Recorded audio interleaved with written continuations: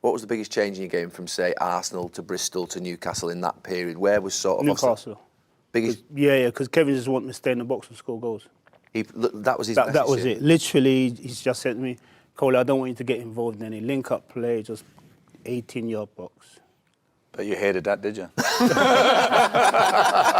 Did you argue with him? I remember there's a hat-trick against Liverpool, which was totally... TV game, what was that on the television? That.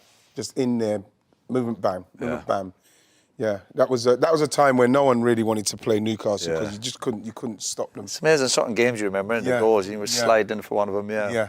There's a goal against Chelsea from outside the box with just coming into the box, left foot, yeah. Outside the box? But really? it was just on the just on the inside, Coley. But it went in this top corner, right? And you're thinking that he's going to go there, and it flew in. You're thinking, man, he's gone somewhere. It's like, see Mateta score that goal for Palace. It's like when you think, this guy knows. I where remember that. Yeah, he's ready now.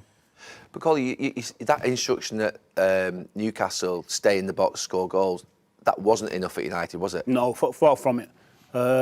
When I came and Kiddo pulled me one day and just talking in the corridor, I remember Kiddo saying, if you think scoring 40 goals at this football club is good enough, I've got no chance. I looked at Kiddo and just say, what are you talking about, by the way? I'm here to score goals. I got it. What was that in the training though, Coley? Was the training... In general, being at Manchester United, you're not just in the team to score goals. I mean, you've got to work hard. You've got to get involved in everything. You know, and at Newcastle had the luxury whereby I didn't have to do it. So that's when I'm starting to say, well, things have got to change here. It's going to take a little bit of time. But I think ultimately I learned of great players. And if you learn of great players, you know, things become a little bit easier. That was the hardest thing for me to do. That was because I played a lot of number 10, and then when I went as a number 9, I remember Fergie saying to me, just stay in the box, stay away. And I really struggled with it, to have that patience to just stay up front. I was like itching to come back and get on the ball. I was like, I need to play, but then obviously I'd done it, and that was my best goal scoring year. But I actually didn't enjoy the game. Yeah, just give context to that, because when you first came, you were playing in a pair, but you're talking about like the sort of 2011 season, was it? 9, 10. 9 to 11, when Cristiano left, and he just said to him, stay up front, stay within the actual width of the box. I hated it. I didn't enjoy the game. I had scored 2 goals, and I'd come off the pitch, and I was like... Happy. It's hard, isn't it? Discipline to don't do feel like you've been involved in it. So is it all about the goals then for strikers, or would you go off the overall performance? Do you know what I mean? Like how much you got on the ball, creating? Go off. I'd go off how you play, and even if you didn't score, if I played well, I'd be happy. Yeah. It's funny because as a striker, me as well, one of the things that I always wanted to make sure I worked on was the link-up play and the first touch. And even if I scored in the game, if there's times I can look back where the touch is bad or the link-ups, you do feel that. Because you want it to be perfect. The goals are not just the thing that makes you say, yes, man, I don't need to worry. It's the play that helps the team to progress, that breaks down off of you. Of course. Which I used to worry about more than anything else. But that's why yous are the best of the best, because there'd be some strikers who probably would score a goal and think, you know what, I did all right today. Like you always wanted to be better. It's strange you say that, but ultimately as well, you need to score goals, you know what I mean? It's the contradiction of going, I'll be a team player, but it's not good at the end of the season going, I've got 12, 15 goals. Because for the big clubs, you're going, you have to be a team player, of course, but if you're getting 10, 15 goals only, you know, they're looking at other strikers. The way the game's played now, if you get 10, 15 goals, everyone tells you you've had a great season. Yeah, it's amazing. I know what you mean, the goal stats, Probably disappointing. But then you talk about link-up play, still one of the most iconic moves, I think, is when you and Yorkie went over at Barcelona. Still now, if someone does that now, you're still like, oh, York and Cole. It's like, it is, It's true. Cole, going back, you played with Peter Beardsley, then you went and you came to United and played with Cantona. What was the big difference? Did you find that a little bit overwhelming when you first came, a little bit, like in terms of the aura, the presence of Cantona? I found it a little bit, when you first come in. No, but if you look at them as players, they're totally different players. You know, Pete was an individual who get on the ball, but he'd look to try and take people on as well. You know, Eric Wood? No, Peter. Peter Wood. With his little shimmy and get on the ball, look to slip people in. You know, Eric played a totally different way to Peter. In what way? Just the way he pictured himself on the pitch, you know, the position he used to take up. You know, I think we looked at Peter like, we've got to give every ball to Peter. I mean, to Eric.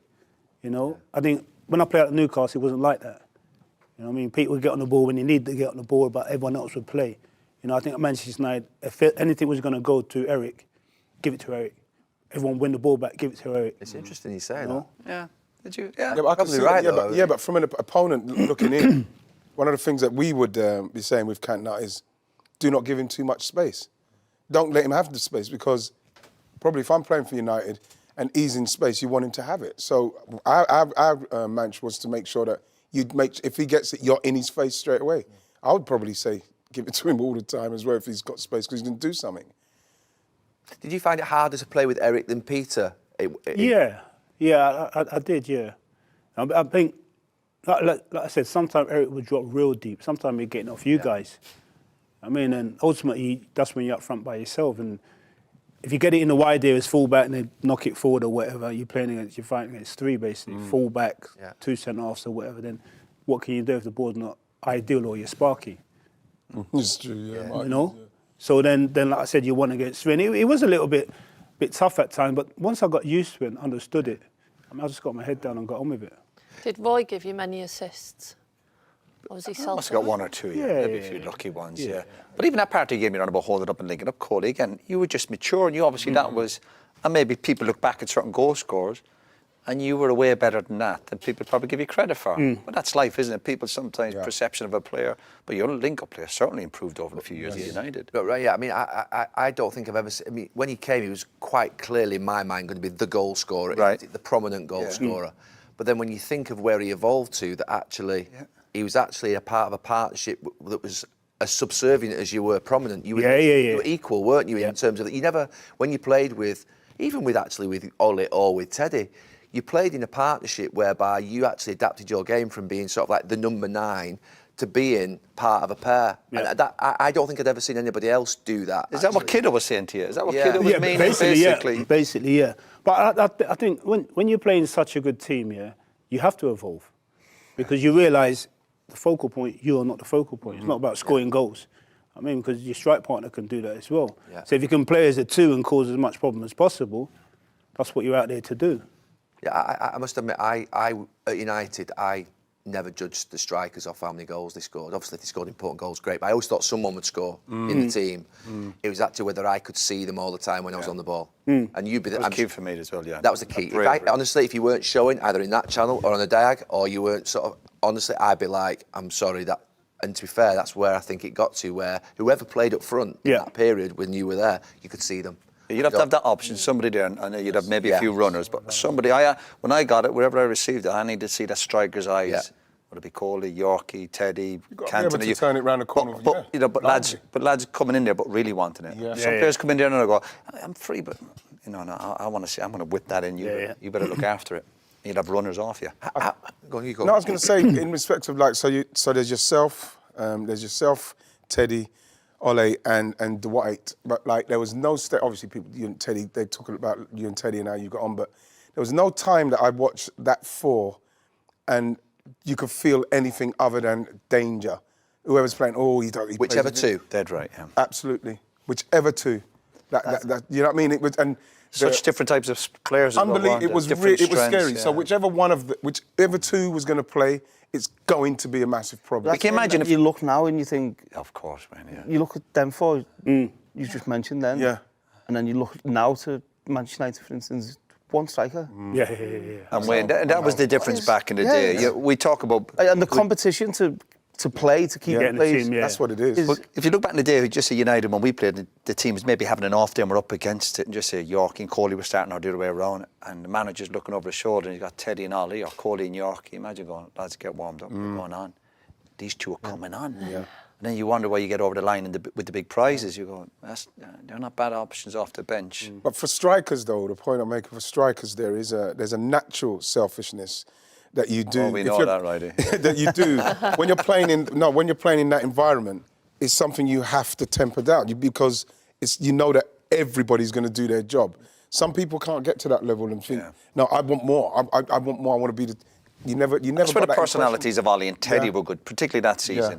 Ollie, particularly over his career, and Teddy. But Teddy had a difficult start to his United career, so Teddy, I don't think, would have been kicking and screaming when he wasn't in the starting 11. At that particular time, obviously, Yorkie and Coley were the star men, but there was times you were taking a little bit with the squad rotation. So that's where you go back. That's where you have to praise Ollie and Teddy. The other kind of fringe players, to be ready, Righty. You know, these lads come on. You see lads coming on now, and you can see it's a bit of a chore coming on. Yeah. These lads were chomping at the bit, ready. That's why they're top pros, and you couldn't knock them. How were you as a sub when you were sub? How were me? you? Yeah. I wasn't a sub kind of guy. No, because we had Ollie on, weren't we? Yeah. And And even Ollie would say how he was preparing, and did you just hate it? I wasn't a sub guy, man. I remember one year I fell out with the manager, and he asked me to play in the reserve game. I said, I'm not playing the reserve game. I'm not playing. They're at United. Yeah, I said, I'm not playing. I think I was coming back from injury, I said, I'm not playing. She said to me, okay, not a problem. We went down to Highbury, and he put me upstairs to watch the game, didn't he? Oh. Yeah, and we lost 3-0. And he was, obviously, he was devil, you know. I said to myself, he's going to like weigh into me a bit. I'll get on with it. I mean, week after that, obviously, I got back involved and got myself back in the team. But I was just that mentality. Sometimes to be a sub at times was like, she would cheese me off, you know, and obviously that gets the fire burning even more. But it is what it is. I look back now and say, your pride, yeah. Would you change that now, Coley? Is that something? I couldn't, because if I look at my city and look at my career now, the things I did then, that's what I did. Right. I mean, so I look back now and say, could you have changed that a little bit? No, because would I have been the player that I was? No. Yeah. I mean, I think the only thing I turn around and say, I left Man United when I had the opportunity to stay. But that was me just saying, my pride saying, you need to go play football. You need to play as many games as possible. But I wouldn't change anything. When you came off the bench, did you make an impact, or you feel like you were better starting? No, I always try to make an impact. I think when you come off the bench as a striker, you always want to try and get involved. Naturally, you want to try and get yourself a goal, try and help the team or whatever it may be. But I'd like to believe when I did come on, I did try and make an impact. Yeah. You know, I'm not sitting there, coming on in a mood or anything like that. I'm coming on saying, right, my team needs me. I want to try and make an impact on my team. It's so hard coming on as a forward, though. I used to hate being on the bench, and when you're coming on and you've got like 10, 15 minutes. Yeah. And then just to get your breathing going, and because you're making runs, intense runs, just to get your breathing going. It's harder coming on as a defender. And then before you know it, the game's done. You're like, What's that? You just warmed up. At least you've got a chance to be a hero, though, because the defenders will be knackered. You're coming on. I don't know fresh. I've never been a sub. I thought you were going to say hero.